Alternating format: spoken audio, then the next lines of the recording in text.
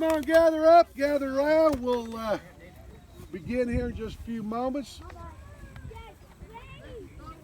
While the men are out drilling, I'd like to take this opportunity to welcome you all to Gettysburg and welcome you out here to the Pennsylvania Memorial for our Living History Weekend with Battery B, 1st Rhode Island Light Artillery.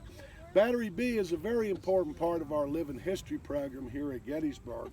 On 30 weekends this year, from April 1st right up to November 1st, we're very fortunate to invite into the park some of the finest groups in the nation to come out on the battlefield to present Life of the Civil War Soldier programs to you folks.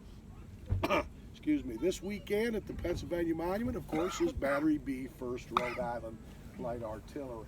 And Battery B has one thing in common with all the groups that are invited to Gettysburg, and that is they travel long distance, spend their own money, and give up their weekends.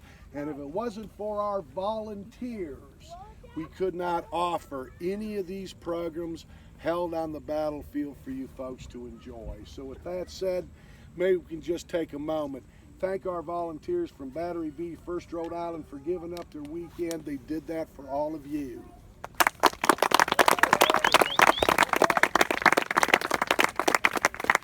What they're going to do for you here is talk and demonstrate the role and function of the field artillery. Going to be introduced to the gun out in the field, a little bit about the personnel that make up an artillery detachment in the American Civil War, and a little bit of what they fired out of this gun, the Ordnance. During this very complete program on the field artillery, they're also going to demonstrate twice for you with a 10-minute interval how they properly loaded and fired their James rifle. Park Service regulations allow us to fire weapons on parks administered by the National Park Service, but they do not allow us to live fire on parks administered by the National Park Service. So there won't be any shot or shell when the cannon goes off, echoing downrange, exploding over the Kadori farm, or taking out tour buses up on the Emmitsburg Road. But they are going to, oh shucks. But they are going to blank fire about 8 to 10 ounces of black powder in a blank round. It's going to be loud, so we're asking you folks to do a few things. First of all, if you have a hearing aid, you might want to turn that way down. Also, to protect your hearing, simply open your mouth slightly to relieve the inner and outer ear pressure from the concussion of the gun going off, and then plug up your ears. That simple procedure, believe it or not, allows you to go home with all your hearing. And finally, one more thing for your own safety before we begin. Black powder, it is a Class A explosive. It's highly dangerous, it's highly volatile, it's very unpredictable stuff. Battery B, 1st Rhode Island is trained and experienced in using that black powder safely. But here in the Park Service, we're looking out for your safety. That's paramount with us. So we want to separate you folks from any of the potential problems that do exist when you handle and fire a Class A explosive. Highly unlikely anything's going to happen. But if it does, you are safe and separated from that problem. And we do that here at Gettysburg by the means of this very expensive and very sturdy barricade. All we ask you to do, you can move right on into the center, get right nice and close, but do not go beyond that barricade during the course of the firing demonstration. Also the perimeters of the barricade as well. Well, I'd like to thank you folks once again for coming in and supporting our Living History. And when you do, look on our 2019 Living History calendar. You will find Battery B, 1st Rhode Island. And I tell you what, for many years, these men from Rhode Island have been coming in, and every year they've made my stay with them on the weekend very stress-free and extremely low-key. So to introduce you to the role and function of the field artillery, I'd like to introduce you to someone who's a very important member of the Battery B, 1st Rhode Island. He's the battery commander, knowledgeable, going to share some of his knowledge on the artillery with you. I'd like you all to meet my good friend, Mr. Phil DeMaria. Folks, first off, I'd like to thank Tom Holbrook and Gettysburg Military Park for allowing us to come out here and demonstrate the firing of the James rifle for you. As Tom said earlier, this is a James rifle. It's actually a James conversion. When it was originally manufactured, it was a model 1841 6-pound smoothbore gun. But some of these guns have seen a lot of action during the Mexican War and afterwards. so they got a lot of worn spots in them. So rather than discard them at the outset of the Civil War, General Charles Tillinghast James from Rhode Island came up with the idea of boring them out to get those worn spots out of them and broaching and rifling, upgrading the gun to a light 12-pound rifle gun. So we're going to fire one round for you, and then I'm going to go through every man's position, describe it so you have a better understanding how the gun is fired, and we'll go through some background on the unit and some projectiles. So with that, gunner, Captain, load. load, bring up a round, solid shot, 1,100 yards.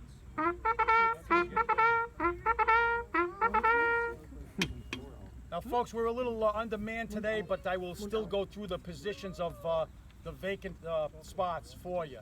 There would have been two men back here at the limber chest. Now the limber, this vehicle to the rear is known as a limber. That was their version of a tractor or a prime mover. It was the heart of the artillery system. With that vehicle, you could haul a gun, a battery wagon, a traveling forge, and a caisson.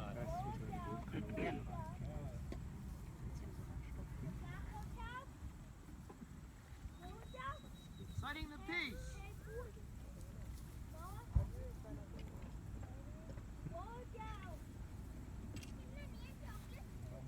Ready.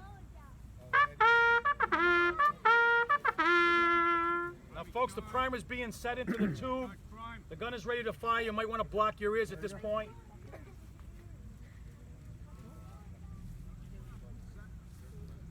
Captain, piece is ready to fire. On your command. On my command, fire! Now folks, you see how much smoke is pushed out by one gun. That was a very small powder charge. That was about 12 ounces of powder. During the Civil War, they fired anywhere from 1.25 pounds to 2.5 pounds, depending on the gun. So imagine a 6-gun battery out here. Imagine several batteries.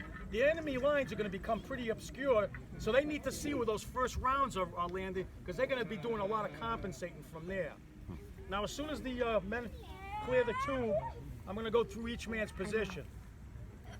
A good gun crew could get off an average of 3 rounds in a minute. That was considered pretty good.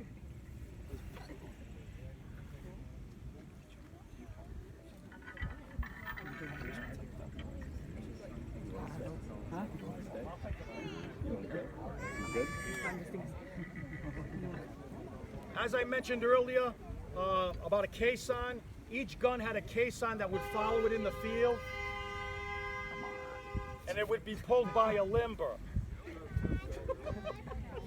The caisson is a 2-wheeled vehicle with 2 ammunition chests on it, pulled by a limber. Each gun had a caisson that followed it in the field.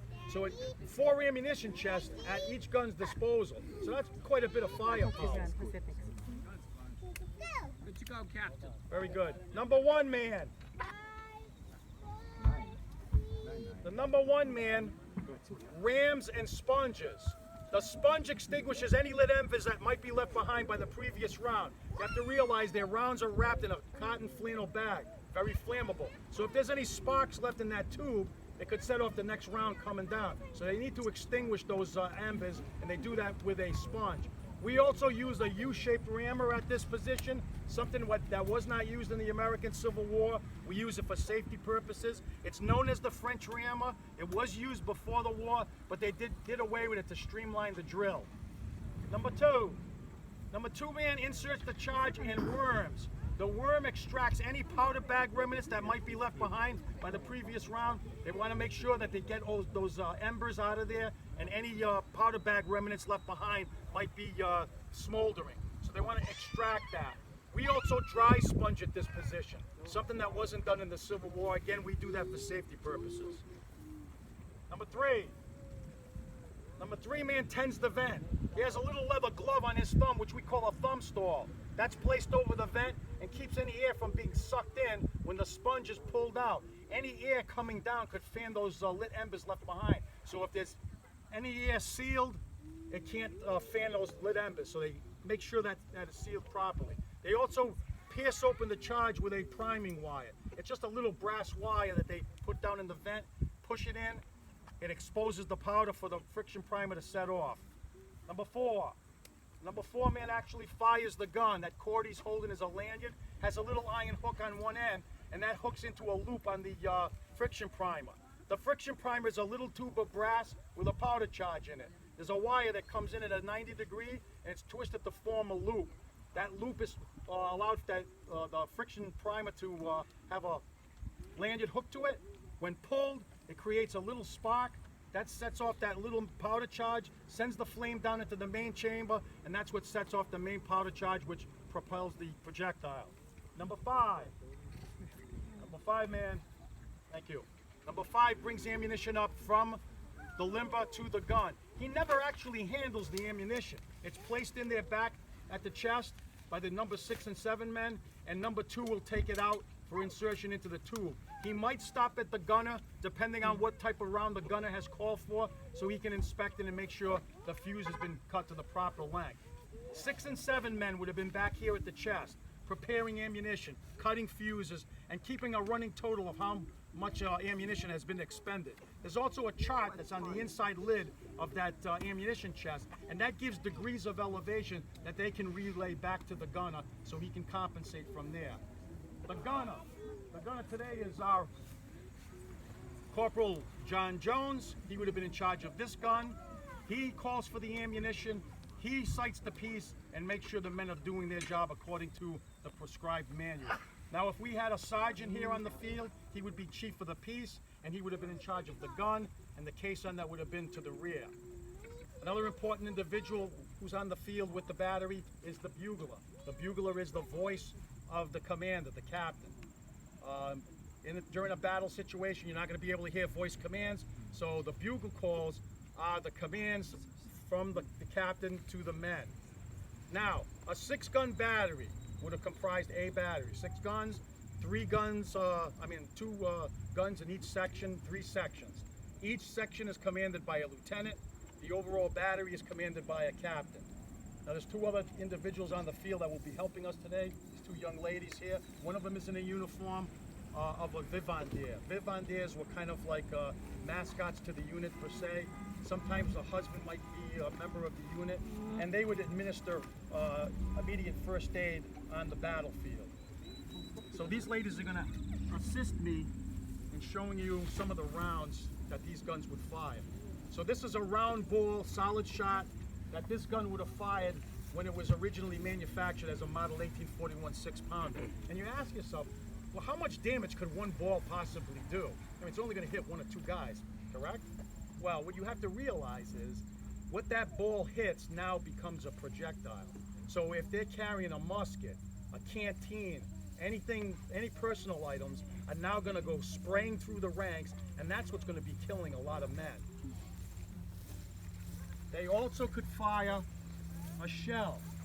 Now this is a round ball, obviously. They don't know what surface it's going to land on, so they have to have a fuse that's set in here and is lit while it's in flight.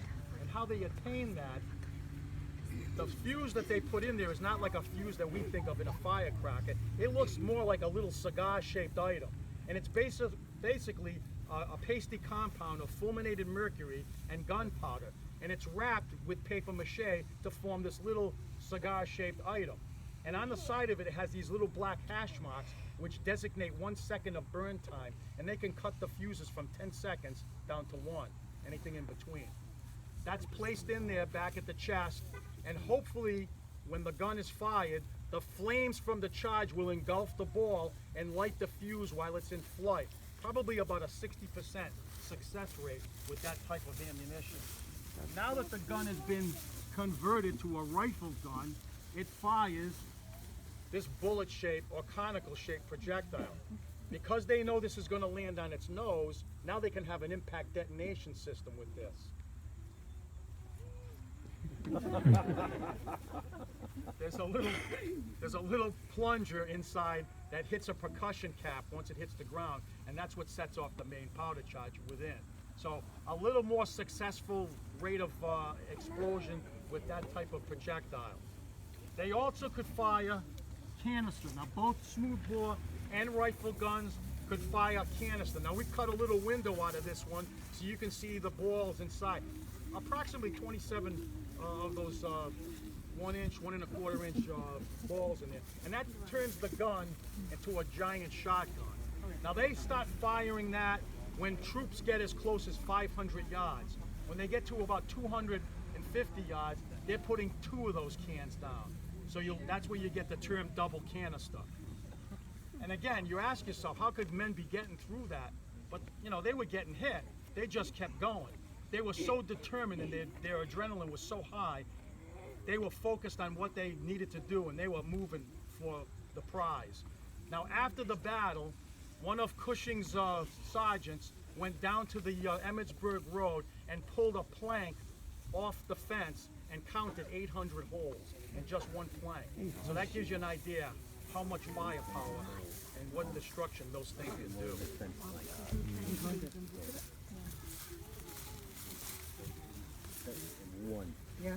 So folks, now that you have an understanding of how the gun is operated, what types of projectiles they fire, we're going to fire one more round for you. Okay. Gunner, Captain. load. Load. Ramp around. Canister. So the corporal's just called for canister. What?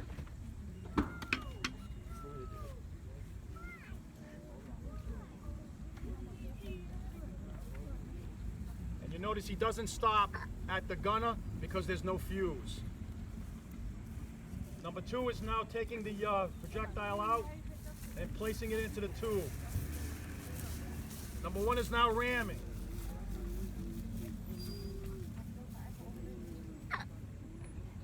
Not sighting the piece. The gunner chooses not to sight the piece. Ready.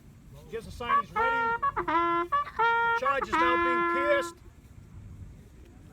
And the friction prime is now being set into the tube. Again, folks, you might want to block your ears.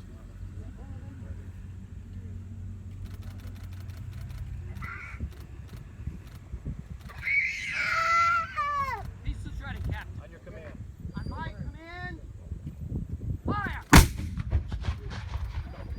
The camera moved.